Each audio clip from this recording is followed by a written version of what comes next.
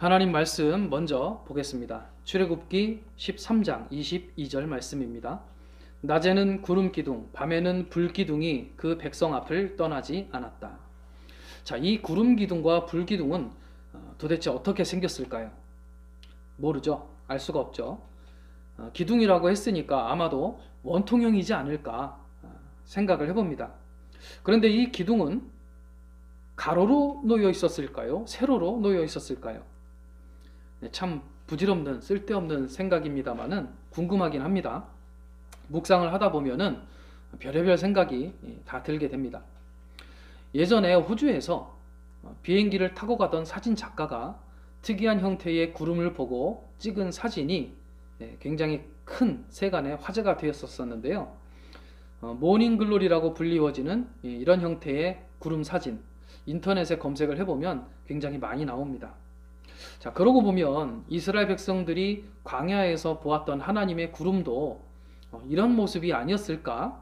그런 생각도 듭니다. 자, 출애굽기 40장 34절 35절 말씀 봅니다. 그때 구름이 회막을 덮고 주님의 영광이 성막에 가득 찼다. 모세는 회막에 구름이 머물고 주님의 영광이 성막에 가득 찼으므로 거기에 들어갈 수 없었다. 자, 하나님의 구름이 회막을 덮고 성막을 덮고 이렇게 말씀을 하시는데요. 이 회막과 성막의 차이에 대해서는 여러 가지 의견들이 분분합니다. 그런데 이 회막과 성막이라고 번역을 해놓고 있는 히브리 원어가 동일한 원어인 경우도 있고, 또 이 회막과 성막의 기본적인 의미는 천막 혹은 거주지 이런 의미를 갖고 있어요. 굳이 차이를 설명하자면 성막은 성소와 지성소를 덮고 있는 바로 그 장막이고, 회막은 이 성소와 지성소를 덮고 있는 장막 바깥에 있는 앞마당, 그 앞마당을 포함해서, 앞마당에는 물두멍과 번제단이 있었죠. 이 앞마당을 전체적으로 두르고 있는 울타리를 다 포함해서 회막이라고 그렇게 이해를 해도 무방합니다. 자, 36절입니다.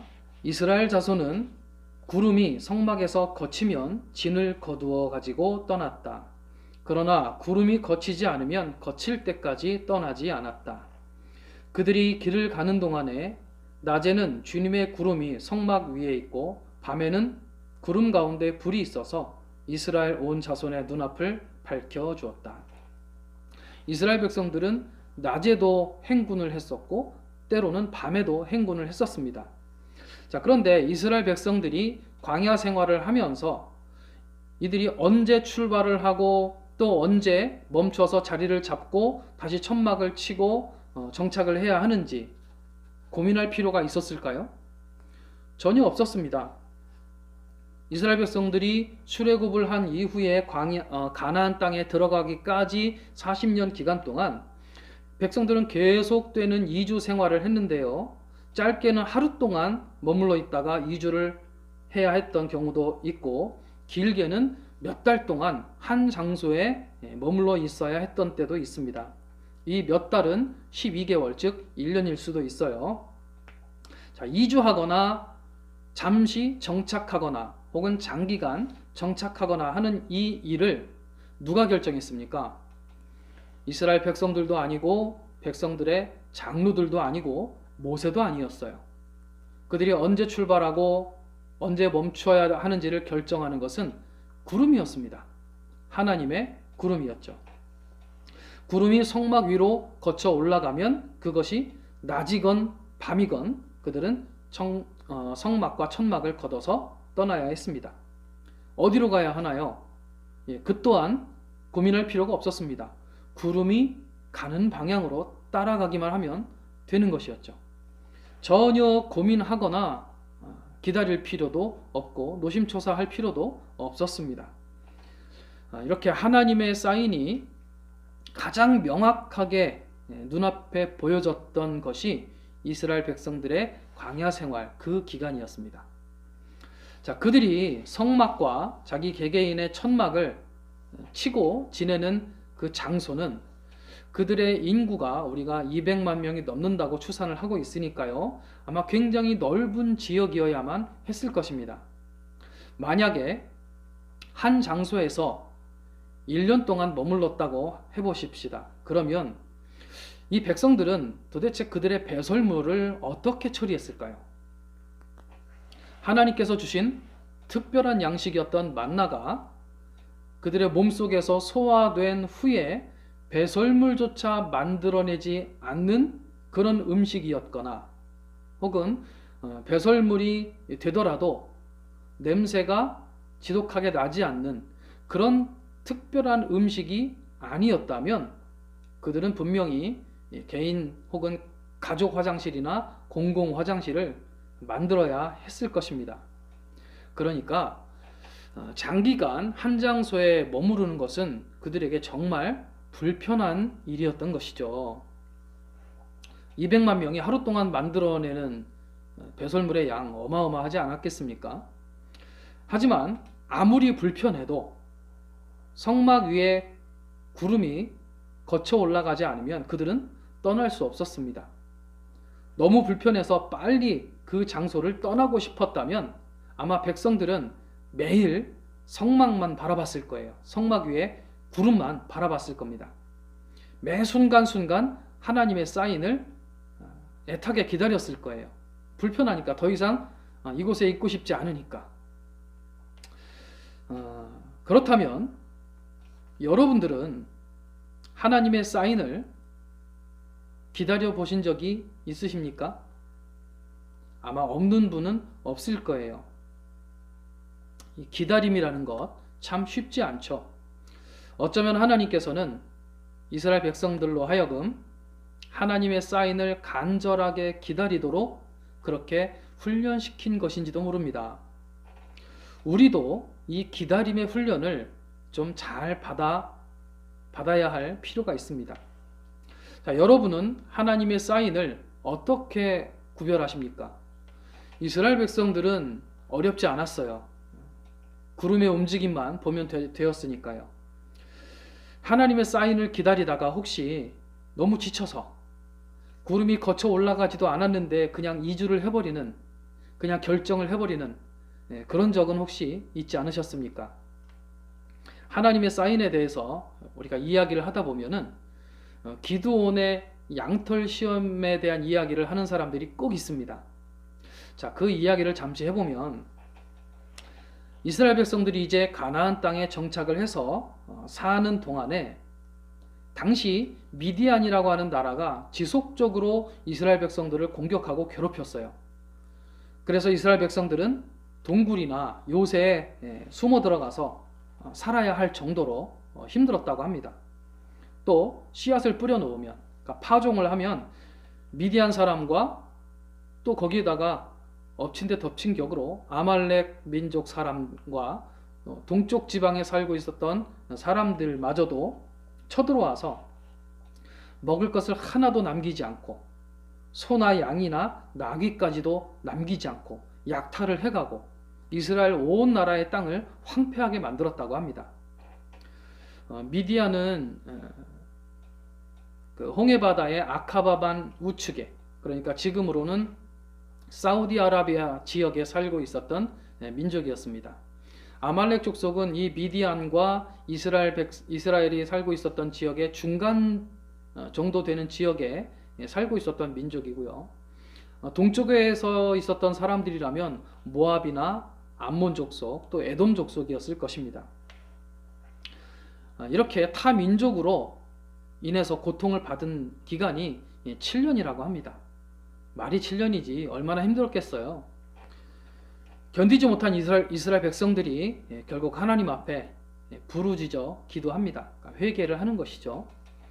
그때 하나님께서 천사를 보내셔서 기드온에게 사명을 주십니다. 자, 말씀을 통해서 그 내용을 보시면, 자, 천사가 기드온에게 하는 이야기입니다. 힘센 장사야, 주님께서 너와 함께 계신다. 너에게 있는 그 힘을 가지고 가서 이스라엘을 미디안의 손에서 구하여라. 내가 친히 너를 보낸다. 내가 반드시 너와 함께 있을 것이니 내가 미디안 사람들을 마치 한 사람을 쳐부수듯 쳐부술 것이다 하고 말씀하셨다. 자, 하나님의 말씀을 천사가 대언을 했다고 봐야겠죠. 자, 그러자 기드온이 천사에게 이렇게 얘기합니다. 지금 나에게 말씀하시는 분이 정말로 주님이라는 증거를 저에게 보여주십시오. 라고 하면서 기드온이 그래요. 내가 예물을 가지고 와서 당신 앞에 놓겠으니까 제발 떠나지 말고 기다려달라고 합니다. 그리고 기드온이 얼른 가서 새끼 염소를 잡아서 요리를 하고 밀가루로 빵을 만들고 또 국을 만들고 해가지고 가지고 와요. 그러니까 천사가 고기와 빵을 바위 위에 올려놓고 그 위에 국물을 부으라고 합니다. 그리고 천사가 들고 있던 지팡이를 갖다 대니까 바위에서 불이 나와서 그것들을 다 불살라 버립니다. 어찌 보면 음식이긴 했지만은 천사가 이것을 제물처럼 번제단 위에 제물을 올려놓고 불살라서 제사를 드렸던 것처럼 제물처럼 불살라 버린 거죠. 그리고 나서 천사는 떠납니다. 자, 이것이 사사 기드온이 이스라엘을 미디안으로부터 구원하라고 하는 하나님의 이 부르심, 소명에 대한 아주 생생한 사건이에요. 자, 이제 기드온은요, 군사들을 모아서 미디안을 공격하러 가기만 하면 됩니다. 이미 승리가 보장되어 있는 싸움이란 얘기죠. 미디안 사람들을 마치 한 사람 쳐부수듯 쳐부술 것이라고 이미 말씀하셨으니까요. 더 이상의 어떤 사인이 필요 없죠. 하나님의 천사를 보았고 천사가 하는 말을 들었고 음식도 대접했고 그 음식을 불살랐고 더 이상 뭐가 필요합니까? 기드온은 이제 전령을 보내서 군사들을 모읍니다. 이제 미디안과 다른 떨거지 민족들을 쳐 부수는 일만 남았습니다. 그런데 그 시점에서 기드온은 또 한 번 확신을 달라고 하나님께 요구합니다. 그게 바로 양털 시험이에요. 자, 이것은 하나님의 사인을 보여달라는 말이 아니고요. 이미 보여주신 하나님의 사인을 믿지 못하기 때문에 하는 행동입니다. 정말 하나님이 나와 함께 하시는지 시험을 하는 행동입니다. 기드온의 양털 시험은 결코 좋은 예가 아니에요. 기드온은 아주 유치한 요구를 합니다.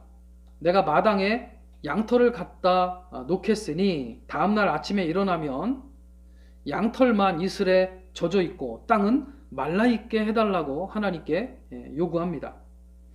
하나님은 그렇게 해 주셨습니다. 그런데 기드온은 한 번만 더 하나님을 시험할 수 있게 해달라고 하면서 이번에는 반대로 마당에 있는 양털은 뽀송뽀송하고 땅만 젖어 있게 해달라고 그렇게 하나님께 요청합니다. 하나님은 또 그대로 해주셨습니다. 이게 양털 시험인데, 자, 이것은 거듭 말씀드리지만 하나님의 사인을 보여달라고 한 게 아니라 이미 보여주신 확실하고도 생생했던 그 하나님의 사인을 믿지 못하겠어서 재차 어떤 확신을 요구했던 그런 예입니다. 그런데 그리스도인들이 어떤 중요한 일을 결정하고자 할 때 기드온의 양털 시험이 하나님의 사인을 보여달라고 하는 어떤 좋은 모델인 것처럼 착각을 해요. 기드온의 양털 시험은요, 사인이 아니라 말 그대로 하나님을 시험했던 좋지 않은 예입니다. 자, 요즘 여러분 하나님의 어떤 사인, 하나님의 어떤 응답을 기다리고 있는 일이 있으십니까? 이스라엘 백성들이 성막 위에 머물러 있었던 그 구름을 바라보면서 그 구름이 거쳐 올라가는 하나님의 사인을 하루가 됐든 한 달이 됐든 몇 달이 됐든 1년이 됐든 기다렸던 것처럼 우리도 기다려야 합니다. 정말 여러분이 하나님을 믿으시고 신뢰하신다면 기다릴 수 있어야 합니다. 데드라인을 넘기는 한이 있더라도 기다릴 수 있어야 합니다. 하나님의 사인, 하나님의 결정, 이것이 내가 원하지 않는 내용이라고 해서 기드온처럼 또다시 양털 시험을 하려고 하면 안 됩니다. 여러분, 하나님의 응답은 내가 바라지 않는 내용일 수도 있다는 것을 염두에 둬야 합니다. 대부분의 경우는 하나님의 사인을 이미 감지한 경우들이 많습니다. 그런데 뭔가가 두렵거나 본인 마음에 들지 않기 때문에 결단을 미루고 혹은 순종을 미루고 다시 기도하고 다시 응답을 달라고 마치 기드온처럼 그렇게 하나님 앞에 요구하는 거예요. 억지로 또 기다리는 거예요. 하나님의 응답을 요구하기 전에, 하나님의 확실한 사인을 보기 전에 먼저 우리는 하나님의 어떤 사인에도, 하나님의 어떤 응답에도 순종할 마음의 준비가 먼저 되어 있어야 한다는 것을 잊지 마시기를 주님의 이름으로 부탁드립니다.